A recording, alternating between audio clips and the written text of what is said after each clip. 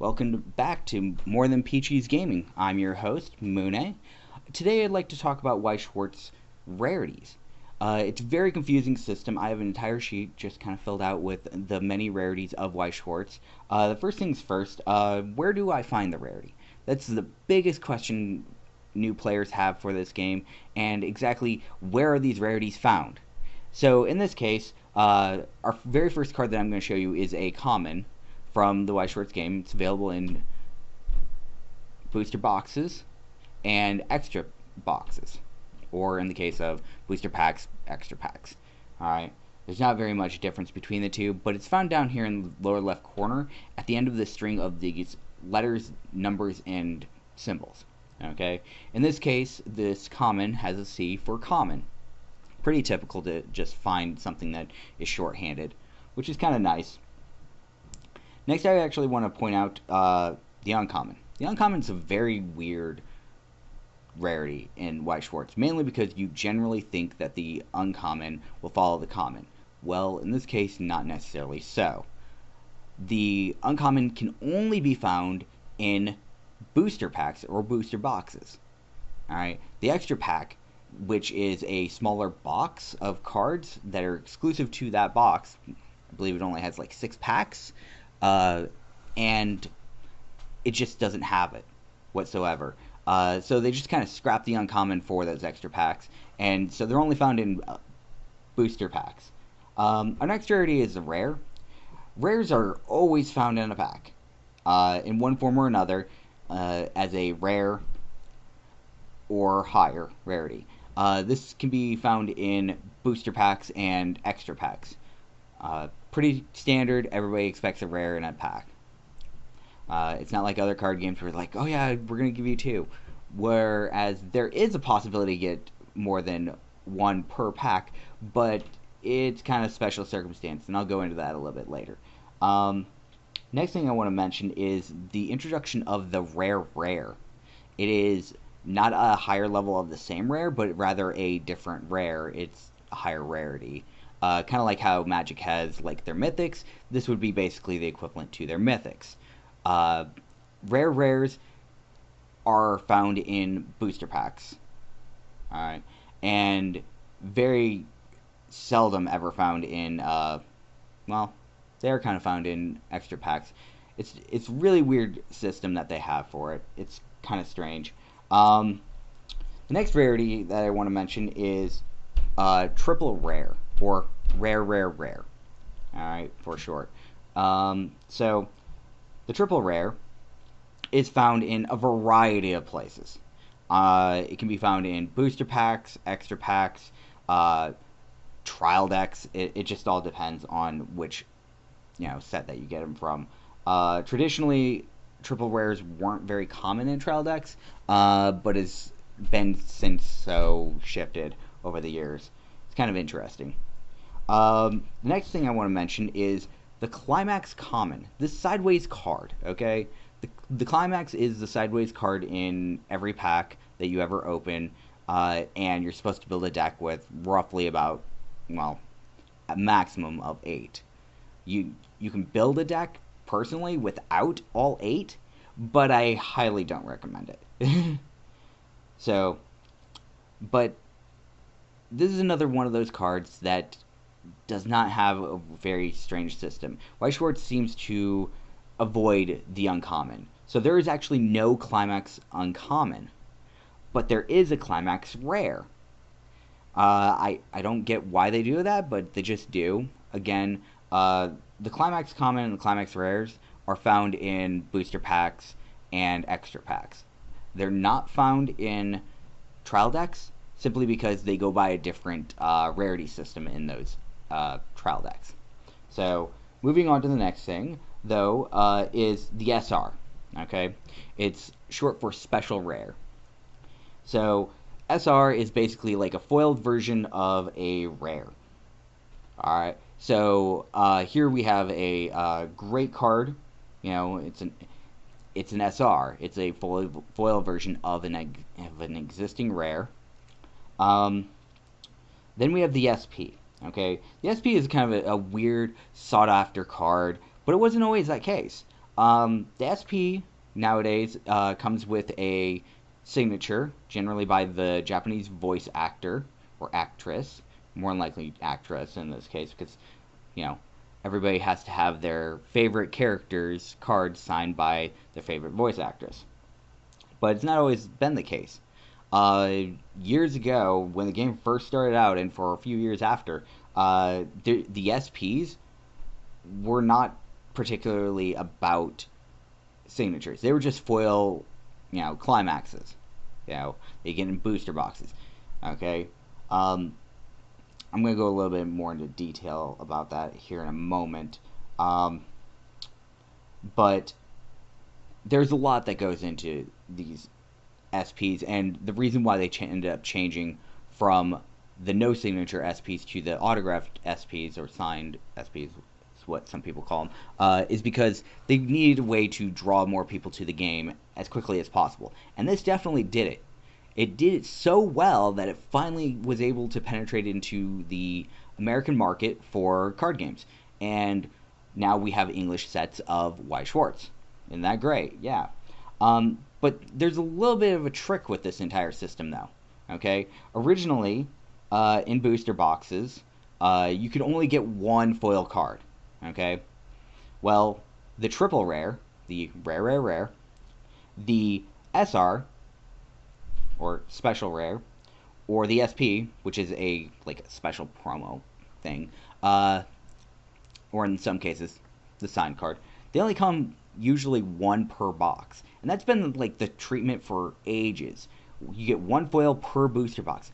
Wow, that seems really restrictive, right? But what ended up happening is they became really sought after. The prices of them were really high because you only had a chance, 1 in 20 pack chance of actually getting it. But that's also what influenced people to try to buy complete boxes too, because if you opened up a box, wow, you had a chance for a guaranteed foil. That means you have more of a chance of getting the foil that you want, or autographed card you want. But at the same time, if the box is already open, like on display or something, and you weren't the first one to buy from it, there's a good chance that the other person had bought one pack at a time and already gotten the foil. And basically all the rest of the cards have lost value, because if that foil card was something like a signed card, that means you don't have a chance to get a signed card. If it was a SR or a triple rare, that means you cannot get a signed card, period. And that's why complete booster boxes are the way to go. It's a very strange game, but that's just the way they did it, and it worked like a charm. Great marketing on part on Bushy Road. I give them congratulations on that strategy. Moving on a little bit, though, I want to talk a little bit about the trial decks, because we haven't really talked a whole lot about them. The trial deck, they have different rarities, too. Generally, they just end in TD, as you can see here. But that wasn't always, the case. There are some special cards in the trial decks, like the triple rare, which is basically like a regular card. As you can see here, the Kirito. This was a common Kirito from the booster box. Alright, and it was also in the trial deck. And then they made a triple rare version of it, which basically means it's just foil. Okay? I think you have a 1 in 6 or so chance of getting a foil card in one of these trial decks, so it's kind of interesting. And then they introduced the SR, which is basically, this is a card that you usually see on the front that's foil, that draws you in and everything. And while it might not be worth a whole lot, you only get one per trial deck. So some people seek them out, and they're like, oh, I need to get a playset of them, which is about 4 of them. So they have to buy 4 trial decks to get them. So pretty neat strategy on Bushy Road for doing that. That was a more recent change too. Originally they did not have a guaranteed foil in any of these. So, and then the great thing about trial decks is they're just not supplemental material. They don't just function because it's just available all in the booster box or the extra pack or whatever. There are exclusive cards in these trial decks, but they can also be ran alone. This also means that during this time, you know, your card pool for your starter decks and other card games comes from a base set, like a booster box or whatever. So every card that you can get in the starter deck is also available in the booster box, which can be a problem, but also very beneficial for those games. But Weiss Schwarz is trying to sell on multiple platforms, and why risk it? It's a great move. One quick thing I do want to make note of: in some trial decks and some sets, particularly I want to mention the Project Diva Hatsune Miku set, where they, instead of actually having SP for their signed cards, they use the symbol XR. And the reason behind this is because Vocaloid is not an actual person who does the voices, but it's a voice sample and then manipulated to actually talk and sing. So that's why they did that. And then the last rarity is PR, which just is shortened for promo for anybody who actually remembers other card games. So yeah, that's all I have for you today. Those are the rarities. Just a heads up that the ones that generally sell the most are SPs, the signed cards. But followed quickly behind them are the triple rares, the SRs, the super rares or special rares, and the XR.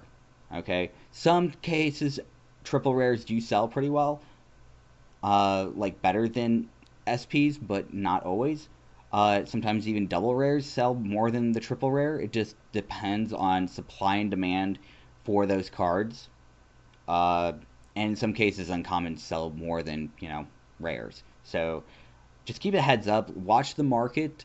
I'm going to be probably doing a box break here in the next, I'm going to say, week and a half to 2 weeks for the Disgaea English set, which that may be very different considering the Fairy Tale set was very different from the Japanese set, where the rarities were kind of shifted around, and in addition to that, they decided that they were going to, instead of just having one foil per box, they were going to have two. So I'm really hoping for some really good stuff.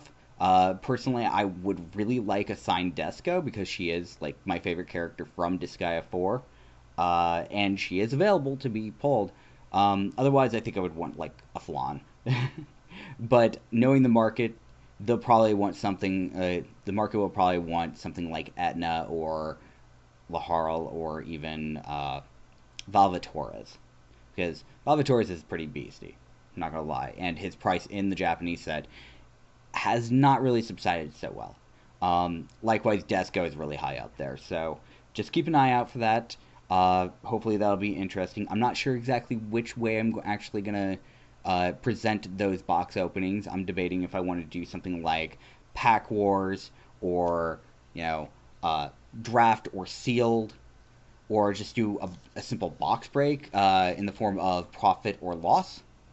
If anybody's ever heard of that before, it's basically the money that you put into a box, and then you try to see if you can make your money back.